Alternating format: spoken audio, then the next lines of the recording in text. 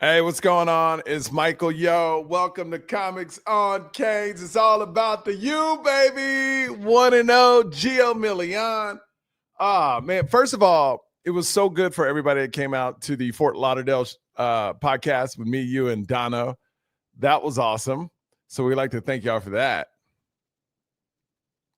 Yeah, that was such an incredible event. I wanted to say thank you to everyone that came out there. People came from all over the country, man. Actually. Great turnout. Again, a big thank you to Channel 10 for coming out, capturing certain moments of the event as well. It was a great, fun time. Mike, we even had more fun on Saturday, and then game day Sunday was wow. Yeah, it was an amazing atmosphere. I was in the stands, and man, it was electric. I wasn't there in 2017. Was 2017? I would imagine it was louder because it was more momentum. It was interceptions. It was turnover chains. Place was going nuts because they just ran away with the game. Yeah, I would agree with that assessment. I do think though that if Ruben Bain housed that interception, I think the entire place would have exploded. Oh yeah. I feel that. Look, we were both wrong in our prediction, but we were this close to being right. You know what's funny? I had a few people that reached out to me. They're like, "Hey, Gio, I don't think you were entirely wrong about the fact that Miami could have blown them out." And again, it didn't play out that way. That third down where Shamar Brown ended up slipping. Yep, that was it. Dang turf monster got him. Miami they had all the momentum there to just take away the game. And that was the thing. I say the same thing. Is Marty Brown didn't slip on that, that would at least took another 2-3 minutes off the clock. Easy. They would have got a field goal or a touchdown. Then we see when Notre Dame had to pass. That's what's different from this year. That pass rush, oh my goodness. I don't want to skip around, but when we know teams have to pass, if we did that to that offensive line, it's going to be ridiculous. Yeah, shout out to Ruben Bain, Akeem Mesidor. I said it throughout the offseason. Akeem Mesidor physically looks like the guy when he first got here to Miami. He got his weight down. He's in great shape now.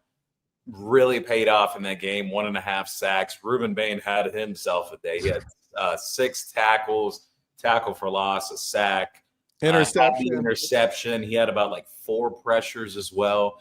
The broadcast, I didn't get back home until 2 or 3 in the morning Eastern time yesterday. Well, today basically. Yeah. And I ended up rewatching the game. I was like, you know what? Because I was watching it down there from the field. It's different. It's different when you watch it at the stadium because you don't hear a lot of the commentary. You don't really see a lot of things. And to be honest with you, I didn't even know the clock ran out. At the end of the game. That's how they don't really highlight the time at the stadium. That's one of the problems I would say correct because they put it really small at the corner of the board, but you don't really see the time.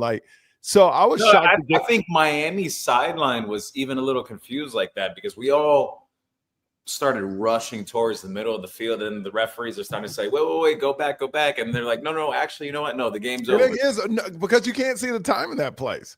So let's go down the list. I want to keep this one tight because you're going to get a lot of this information from all the podcasts that are out today. Yeah. So I just want to keep it tight, but it's more of our POV. Who's your standout players for this game? Obviously, Malachi Tony, Marty Brown. I thought Carson Beck had a good day. Yeah, I did too. Look, the deep shots weren't there. They tried to take a couple to JoJo Trader, which, by the way, the second one, Christian Gray was holding him. 100%. Rewatched the broadcast. He was holding him. And then there was another one where Malachi Tony was being held on a deep ball. Which was later on in the game. That was in the fourth quarter, which probably would have been a touchdown. Keelan Marion got held on 1-2 late in the game, which they actually called because we were talking about it on the sidelines. And even Michael Irvin was saying, it's come on, man, give us a call. When are we going to get one our way? Hey, when that third quarter came in the middle of the third quarter and everybody in the stands were like, here we go. The refs start reffing. You know, it starts that Miami started to pull away when it was 21-7. That's why I was like, it was so important for us to score that next drive when Marty Brown slipped, because then the refs couldn't have done anything. And I was like, man, once I knew Notre Dame got the ball back, I was like, they're going to call some stuff on Miami. They got to keep the game close. And I don't want to sound like that, but it just happened to be like that. Some others that I came away impressed with, that what I was saying on Beck too, I think he did everything you needed him to do to win the game. Like, it obviously there wasn't a ton of flash, but protected the ball, got the ball in the end zone, took the check downs. Took the swing pass to Shamar Brown that picked up a very key first down on the drive really stood out. CJ Daniels, that incredible one-handed catch. And it's so funny because people have been sending me the photo that Canes football put out. I got 2 shots of it, right? And it came out a little blurred because it was just crazy the moment. And people were telling me, they're like, did you get the shot? Did you get the shot? No, unfortunately, I did not. I had a pretty good angle and I got a portion of it, but then someone got in front of me and it's just. You know what I love, though? That guy, I think his name is Adonis, number 8. He was the one that said it's their house. And then literally it shows CJ stretched out right in front of him. And he's like this. I love it, man. So you had that. You know who else really stood out to me? I want to give them their flowers. Samson Okunlola had a really good game. I noticed it watching it from the field. And then when I rewatched the broadcast, I felt like they were pushing Notre Dame's front 2-3 yards off the ball when he was in at left guard. So, Gio, I got to let you know, I listened to all the Notre Dame podcasts today. And the score doesn't represent how bad Miami beat up Notre Dame. Like we were 2 plays away on defense from totally shutting them out where it wouldn't have been close and we would have ran away. But every podcast, if you know football, college football, all the Notre Dame podcasts were like, we couldn't believe how we got bullied on both sides of the balls. So even their big podcasts realized they're not where Miami was. They thought they were going to have strength on the offensive line, and they found out. Like their blocking grades, I think they had a guy with a 19 or a 10, and then they had a guy with a 20 blocking grade. Yeah. You know, like. So I will say this about Notre Dame. I'm going to give CJ Carr his flowers. Yes, he did well. He got hit throughout the night. He had this one crushing hit from Armando Blunt, too, on a pressure. But I think he grew up throughout the game. You asked me personally, like, do I think Miami should have won by more? Yes, I think they blew that. I have my critiques there on, just getting a little too conservative when got up 21-7, too many consecutive 3 straight rushes right up the gut. How does that, Gio? How does that happen? You get this huge interception. You got momentum, man. At least take a shot in the end zone. Yeah. No, I agree with you 100%, Mike. But at CJ Carr, I'll say this. I could see Notre Dame winning 10 or 11 out of their next 11 games. I really 100%. So I hats off to them. They have a good squad. I think I underestimated them a bit because I was really confident Miami was going to run away with it. It looked like it too, and they found themselves back in the game. Yeah, I could see them running the table and us seeing them again in the playoffs. But I think just our trenches were just way too much. And I said on my podcast yesterday, I said, if you know football and you really watch that game, it should have been a 21-point win for Miami. Couple pads that break. He had basically Carr had 2 broken plays for long passes that changed the game for Notre Dame. That one where Ruben Bain overshot him and he rolled out and hit the guy in the end zone. And the other one was another bust where Mo. Yeah, that was Muhammad Touré's assignment. And then the first one you were talking about, you had Ahmad Moten had Carr in the backfield. Yeah. But Ahmad Moten, that's not his game to be going side to side, downhill. And then, Miami's DBs kind of got their eyes lost during the scramble drill there. But I think there's a lot of positive takeaways on the 100%. I love the way the defense tackled. They were swarming to the ball. A big shout out to Popo Aguirre. I was about to say Popo. Woo! Tremendous game from him. He's gotten better year over year.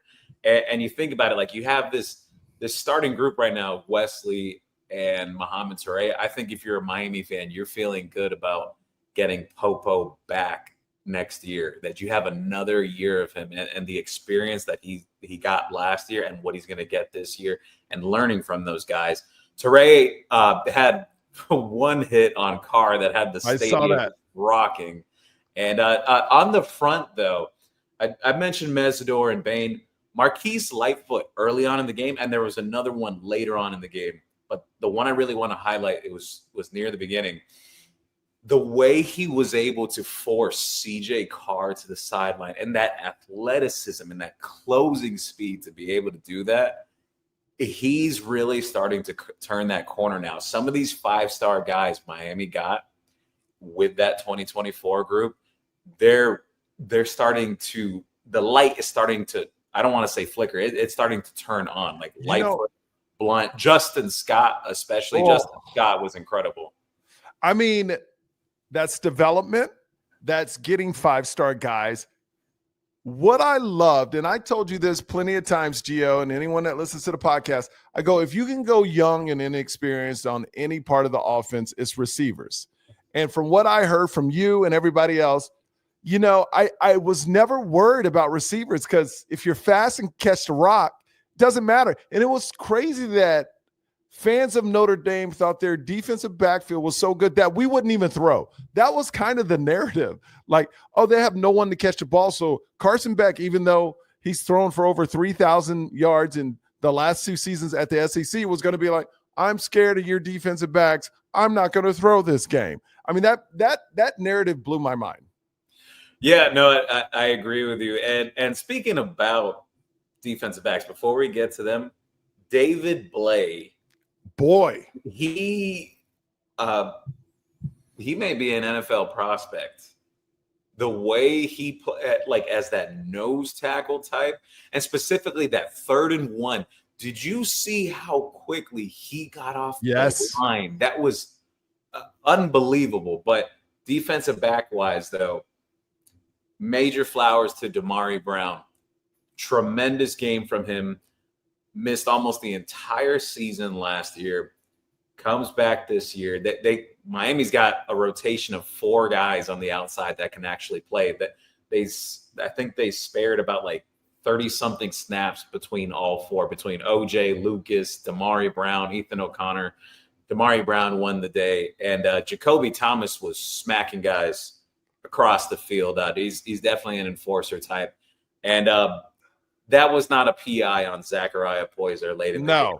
No, it wasn't. Let me tell you, when you sent me the depth chart as soon as you got it, and you said Damari's starting, man, I was like, no way. Because you really didn't hear a lot about him at camp. You know what I mean? Like, he was kind of under the radar. It was all about Zachariah Poyser and different people. And then, man, that dude played lights out. And I'm so happy he came back from that injury and played like that. I mean, he was everywhere.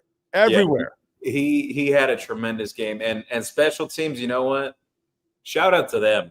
Carter Davis coming in from FAU. Everyone, even the feedback I was getting, that it was looking like Bert Auburn midway through camp. And he ends up going out there to win the kicker job. He was booting kickoffs, by the way, as well. I mean, like touchbacks most of the night. And you know, when we went up 27-24, they had Love back there the whole game. And I was like, please don't kick it short. Yeah. Please don't kick it. And he kicked it out of the end zone. And when I saw Love do this, you know, I knew it was past his head. I was like, yes, he did his job. I was worried, and I even put this out on X. They were missing field goals like crazy in warmups, the Miami kickers. Like, it was literally 50%. They were missing half the kicks. I went there early just to watch the kickers, and they did not look good at all. I think you're going to see Miami go for it a bit more on 4th down this year. Like, even though Carter Davis did come through, that was clutch, the 47-yard kick. I do think you're going to see Miami be a little bit more aggressive in that factor this year when they're beyond the 50 or creeping into the 40-yard line of the opposing team. I think you're going to see more of that this year, just with the circumstance. But last thing I'll mention on standouts, Keelan Marion, strong hands, but I think the most exciting thing that people saw, even though it was a very small sample size, yes, if he doesn't cut back on that kickoff return, he was gone. Yes, he was gone.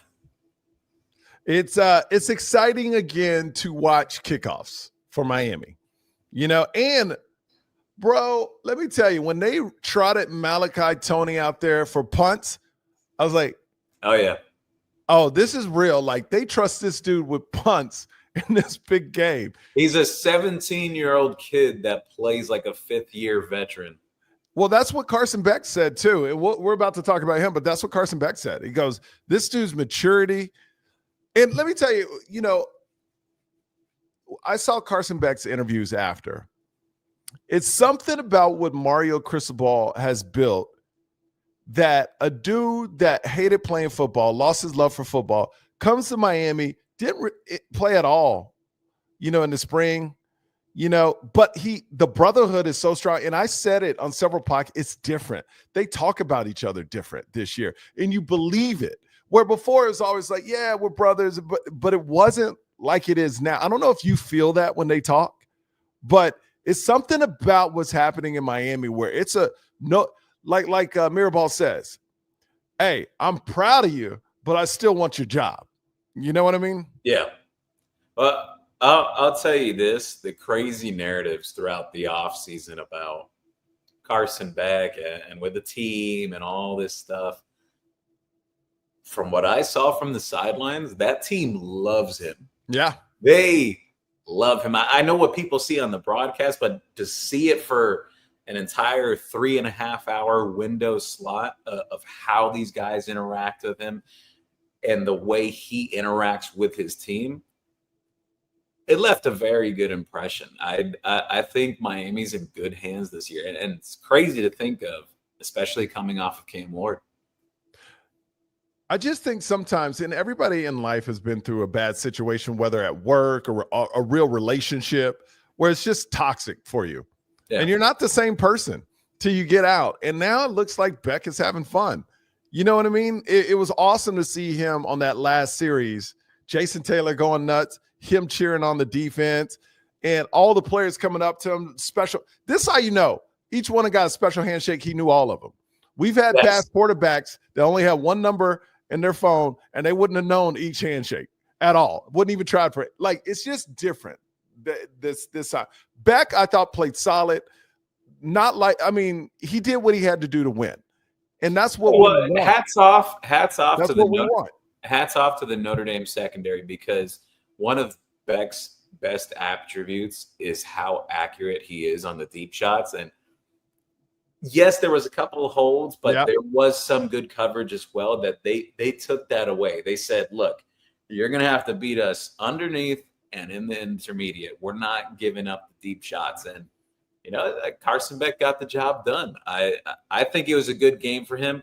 I don't think this is anywhere close to the peak that Miami fans are going to see from him this year.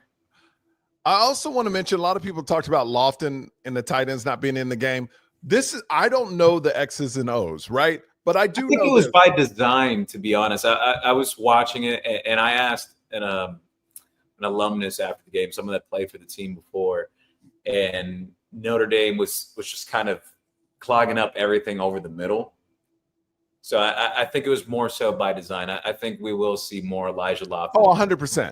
It was by design, but I also noticed when they would split Lofton out, and it was by design, they would bring a rusher to the side he's on, which made Carson Beck pull him back in to block that extra man. So that was a great design by Notre Dame to say, oh, we're going to stop him from going out on routes. We'll just bring whatever side he's on. We'll just bring a rusher up there, and then he has to come back in to block. That's what I don't know the X's and O's, but that's what it looked like to me. By the way, speaking of schematically, big shout out to Corey Heatherman, especially through those first 3 quarters. I noticed certain wrinkles, like especially watching the broadcast over again. Like, there was this one specific one where they kind of ran like a 3-man front but they had Muhammad Toure and Marquise Lightfoot mugged up on the line, right? And it looks like they're about to rush, and they drop back in coverage. And CJ Carr was like completely confused on where to go because he thought they were sending the house, and then it's like, wait a minute, no, they got like over eight guys in coverage. Yeah.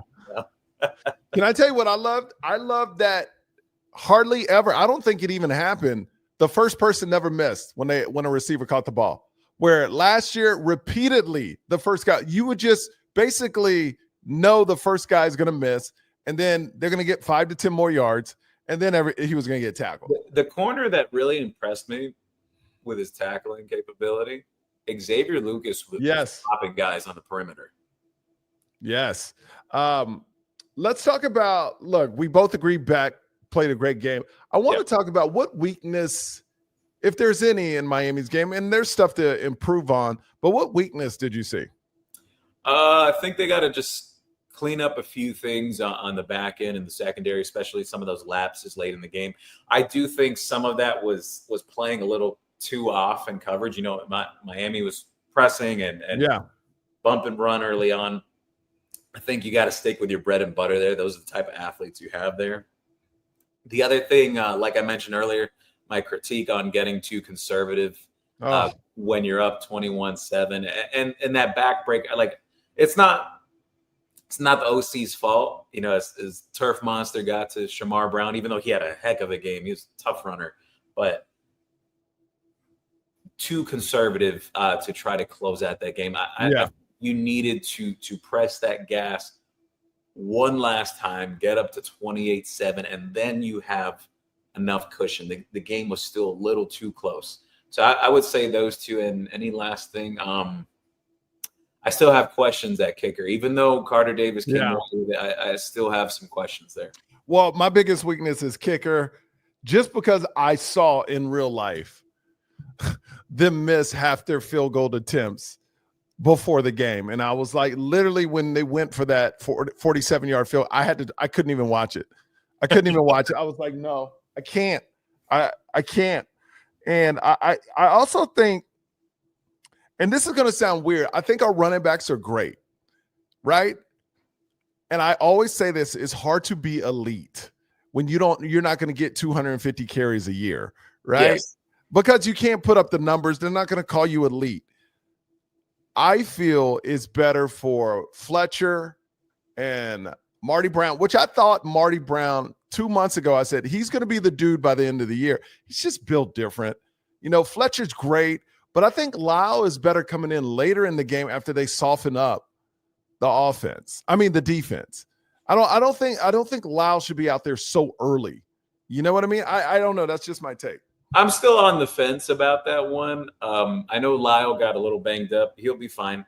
Nothing too serious. We took him out precautionary, but yeah, I can kind of see it from that perspective. They'll beat up the defense, and then a change of pace. Now, I'm not saying wait till the second half. I'm saying, hey, maybe the first 3-4, like the 3 series, go 3 series with the hard hitters, and then hit them with speed. And I answered this, Gio. We've been yelling about it for 3 years, and we love Shannon Dawson. Let's be honest, if he keeps this up, he's out of here next year. He's a head coach somewhere, right?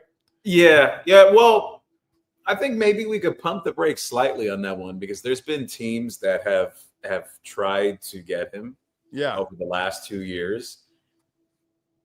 I think it's going to have to take a really big offer, like from a major school, Power 4 program, a major school, for Shannon Dawson to make that jump.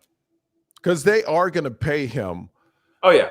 And their next transfer quarterback, if they decide to go that route, is going to want to play for Dawson if the Carson and Beck experience goes like we think it's going to go. That'll be 2 in a row. So they're like, yeah, I'll come if you have Shannon Dawson. You know, surprises is kind of like standout players, so we can kind of skip that. I think the surprise to me was how like conservative they got, and why do we run the ball up the middle and not run on the outside? Is there something that you've heard is a reason why we can't run the ball outside?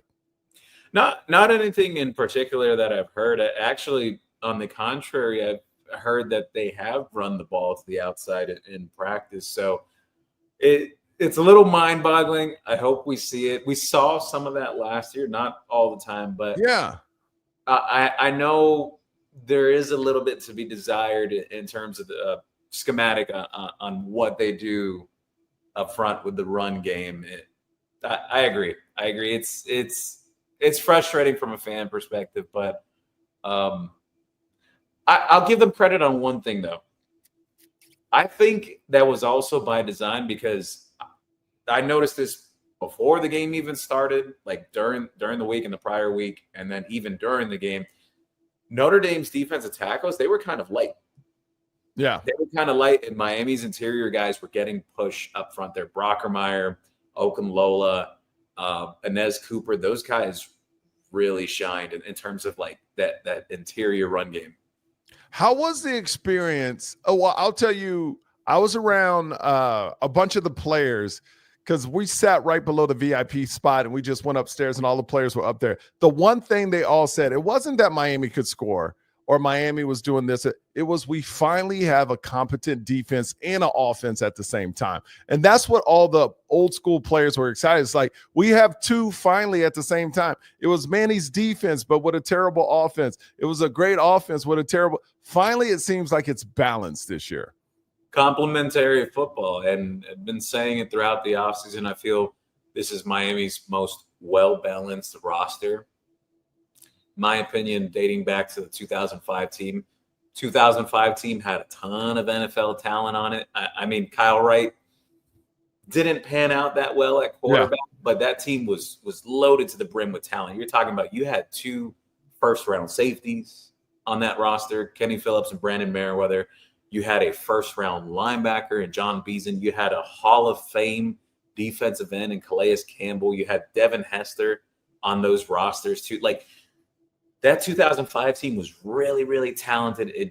They didn't have the quarterback. I think this team does, though. That's the difference between that. I don't want to compare it to 2003, though, because that team, they had, and well, 2001, 2003, but that 2003 team had a lot of talent. Just Brock Berlin had his struggles throughout the year and whatnot. He was better the next year. But, I'd say the most well-balanced roster since 2005. How was it on the field for you? Because you're in the midst of all the players. Is there anything you saw that stood out? Is there any – I mean, just being on the field, what stood out to you? Michael Irvin's energy is – oh, my gosh. You could just feel it. Like, the way he is, you want to get up and start screaming and yelling and spinning a helicopter-wise.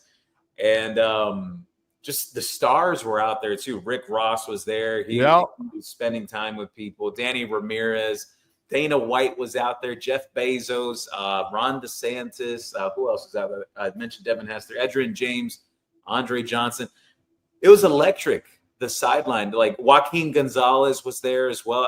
I'm probably forgetting a ton of other players. I would have to go through a list, but there's nothing quite like the magic and the around the Magic City, baby. There's nothing quite like it around Miami when they have a product that the people want to see, and I think they have that product now. I look at it from the perspective of another sports team here in South Florida, the Florida Panthers. Their fan support now is through the absolute roof. It wasn't like that about 6-7 years ago. This has been a buildup for them. I view that the same with the Hurricanes. I think this is a buildup. I think this is a new age. I think you can get new fans.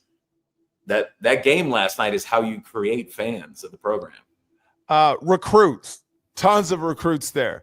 Did you get any? Because I know there's a spot after the game. I couldn't stay. I had passes to it where all the players come out. You can talk to the players, hang out with them. I had to make a 4 a.m. flight, so I couldn't do that. But I know you're all in the mix and all the recruits hang out there. What'd you hear from the recruits? They're really excited about the program. I'm always cautious with this, like when it's like opening of the season, because there's still that little thing, not saying all these kids, but some of these kids where they kind of want to see how Miami finishes. That they see Yeah. the rah-rah of Miami, but they want to see what's the end result. Don't feel good about the situation with Derek Cooper right now. I think we're gonna have to see how that plays out long term.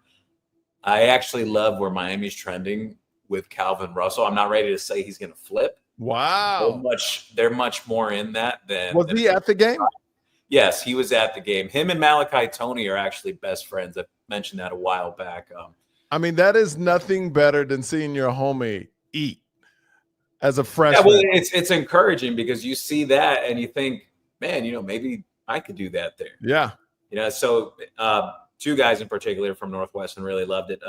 Calvin Russell and Nick Lanier. I mentioned that in the morning on the private board to people that I was getting a ton of good feedback on him. And didn't he now people are saying like Fong Bomb or whatever, saying he's coming and people. Yeah, I saw that roll in around around noon or so. Someone showed the graphic in a group chat I'm in. I was like, well, it jives with what the feedback was last night. So you had that. Any other ones I want to mention? Anthony Tank Jones. Miami's still in that one. There was actually a time Miami thought they were going to get him back in the summer. So, maybe we'll see how this plays out long term. Miami's no stranger to getting a surprise near the end of the cycle. You go back to Hayden Lowe last year or the prior year, Justin Scott. Yep. So, you just got to let things play out long term. And last one I'll mention, Neiman Lawrence. I continue to get really good feedback on him, particularly the 5-star quarterback for the class of 2028. He's expected to reclassify to 2027 from what I've been told for a while now, but a lot of pro Miami stuff behind that recruitment from what I've been told. All right. So let's talk about some of the games this weekend, just two, but I want to get your take on it before we both get out of here. Florida State, I'm not buying Florida State's win because I'll give my opinion. I think when Boston College beat Florida State last year, everybody was like, oh my God, that's a big win. And then you found out Florida State was garbage. You're going to look, Alabama is not going to just win 2 games. They'll win like 5 or 6 games, but we're going to find out that Florida State win against Alabama doesn't hold up. And it's just overhyped right now because people are so fascinated by the name and not really looking at the team. But FSU is a better team, but I don't think that, to me, they'll still lose 3-4 games. I don't think they're that much better. I just think Alabama is horrible. Look, I'll say this much. I know Miami fans loved it that Florida State went 2-10 last year. I've had the hot take throughout the offseason that I think they bounced back, but not bounce back in the perspective that, they're going to win 10, 11 games. Yeah. I can see them, like you said, Mike, I could see them cracking out 9 wins this year, or 8 or 9 wins. Yeah. I could see them getting it back on a good track for their program and try to build towards something. And you ask me personally, there's some Hurricane fans that say, no, I want them to suck. No. I want Florida State to be good, and I'm going to say why. It's better for the playoff, just the whole picture. It's better for the strength of the ACC conference, even though we all know this, that Miami, Florida State, and Clemson, they're not going to be in that conference by the time 2030 rolls around. They will all be in a new conference. But for the interim, though, it's great. I was actually hoping that Clemson would squeak it out against LSU just to kind of dig into that SEC narrative. But, that didn't take place. I will say, though, Florida State was the better coach team. Yes. I'm going to give Mike Norvell his credit. I think he's a good coach. Does he have to get better in the aspect of recruiting from the high school level? I've said it many times, yes. But we'll see. We'll see what happens with them this year. I wouldn't be surprised if they're undefeated going into the matchup with Miami heading into. I hope so. I hope they're undefeated and Florida. Because you win those 2 games and you don't slip up. I mean, you're in the play. Because that'll mean if Florida State goes undefeated, they'll be maybe top 12 at that time when we play them. We'll be in the top 5. And then if Florida comes in, beats LSU and then plays us, Florida will be in the so you're playing 2 top 10 teams, 2 top 12 teams back-to-back weekends. I mean, if you win those, unless you just completely crap the rest of the season. Mike, don't even forget USF. Yeah. They might be ranked by the time they roll into town to play Miami. Yeah. Yeah, I'm excited about that. And since you brought it up, Clemson, what's your take on Clemson? Like I said all offseason about Cade Klubnik, I think, don't get me wrong, I'm not going to come out here and say he's trash. I don't think he's trash. No, he's not. No. He's a good player, great athlete. He's a great athlete. I do not think he's an elite quarterback. And I said it throughout the offseason that he struggles against teams with a pulse, teams that are ranked. Just like Love. It hasn't shown up on the tape. You saw it against Georgia last year. You saw it against South Carolina. Yeah, people talk about the SMU game or whatever, but I think this is going to show up on tape this year. I think SMU was a one-hit wonder. Yeah. Season. I think they're going to be more of like a 7 or 8 win team this year, but that's just my opinion. And the Texas game, yeah, he had some moments in that, but I don't think Cade Klubnik is an elite quarterback. He's just under that. Yeah. Yeah. Well, like I said, when you have a defense that was 62nd last year and you're returning all the players from that, and then you had an offense, granted, it was 12th in the nation last year, but you go from ranked 17th to 4th over an offseason, like that doesn't even make sense. Yeah. But like I said, at our podcast we all did, ESPN, everybody, they get the same sheet from the producer. This is what we have to go with. They're number 4. It's the script. Here's the script. They're number 4. Oh, the other Arch Manning. Here's the script. He's the next one. And I feel bad for Arch Manning because this dude didn't ask for all that. He didn't ask. No, it was unfair to the kid. Look, I think Arch has some things to work on with his mechanics. I think that's very evident. I will give him credit, though. There was some throws that he made in that fourth quarter, and because I'm going to give Ohio State credit here, and I hate to do that, but Ohio State's secondary is really good. They're going to be one of the best secondaries in the country this year. Arch had some throws against a really good secondary in that fourth quarter that he started coming alive a bit. He was still up and down, but there was flashes. I think the kid's going to be fine. I just think it was unfair, the expectations that were thrown upon him. Like Paul Feinbaum saying before the game that Arch Manning is the most electric player we've seen in the SEC since Tim Tebow. That's crazy to say because he hasn't proven anything yet. The two teams that Arch Manning got a start against last year, they were not world beaters. One of them was UL Monroe. Yeah. I mean, he's got to prove himself. Yeah. All right, Gio, tell everybody how they can see you, man. Yeah, everyone can find me on X at Gio Million. You can also find the private Discord link right on there in the bio. I do a weekly show with Amon Richards called Who Wants Smoke on YouTube. You can actually look it up at youtube.com/@Canes Smoke. We shortened up the mention title so people could find it up, could look it up and find it really nice. Cane Smoke. I like that. I like that. And you can find me on here with Mike. You can find me on the Caneswear podcast every week as well with Brett and those guys. Make sure to shop at Caneswear, by the way. Oh, I got the whole. I spent like $400 at Caneswear. I'm just saying, because I don't live there, but now I know I can order it too. So I was talking to the lady. She was like, "Yeah, just hit us up, order." So I'm gonna get my kids stuff. They're into it now. My wife. So, man, Caneswear, big shout out to you guys. It was packed when I went, man. It was so awesome to see all the Cane fans coming out and stuff. It's great. It's great. All right, Gio, thank you so much, man. Thank you, Mike. Anytime. Go Canes. Go Canes.